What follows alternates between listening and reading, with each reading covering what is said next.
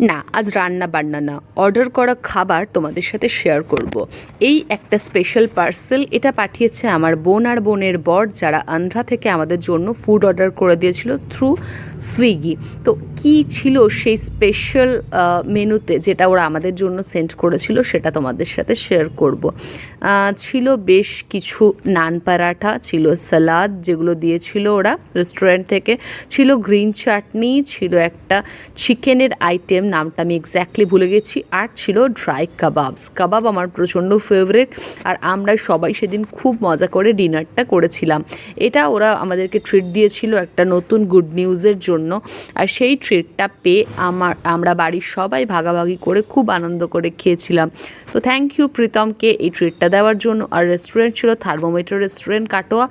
খুব ভালো খাবারগুলো ছিল, প্রত্যেকটা খুব টেস্টি ছিল। তো তোমরা জানিও কেমন লাগলো ব্লগটা, চ্যানেলটা সাবস্ক্রাইব